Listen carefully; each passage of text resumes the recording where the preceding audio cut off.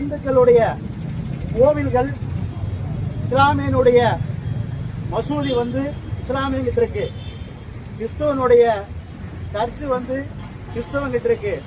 ஆனா இந்துக்களுடைய ஆலயம் மட்டும் அரசாங்கத்துக்கிட்ட இருக்கு.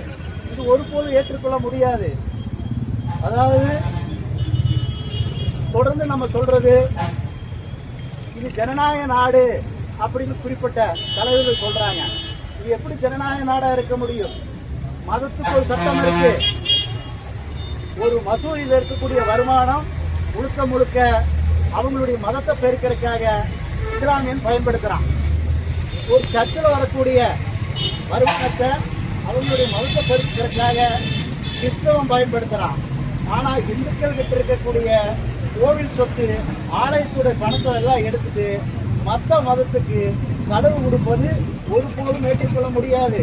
இல்ல இது ஜனநாயக நாடு, இப்படித்தான் பண்ணணும் அப்படின்னு நினைச்சீங்கன்னா, இனப்பெருக்கம் வேணும், அரசாங்கத்துக்கு வருமானம் கம்மியா இருக்கு அப்படின்னா நேரடியா நான் சொல்றேன், இந்து அறநிலைத்துறை அப்படின்னு ஒரு துறையை நியமிச்சிருக்கிறீங்க அரசாங்கத்துல. அதே போல கிறிஸ்துவ அறநிலைத்துறைன்னு ஒண்ணு நியமிங்க. சர்ச்சில் வர்ற வருமானங்களை அரசாங்கம் கை வைங்க. அதே போல முஸ்லீம் அறநிலைத்துறைன்னு ஒண்ணு நியமனம் பண்ணுங்க. மசூதியில் வரக்கூடிய பணங்களை அரசாங்கம் கைவிடுங்க. ஆனா இந்துக்கள் இளைச்சவாயனா இருக்கிறதுனால இந்துக்களுடைய பணத்தை மட்டும் எடுத்துட்டு மற்றவங்களுக்கு செலவு கொடுக்கிறது. அது அச்சு புனித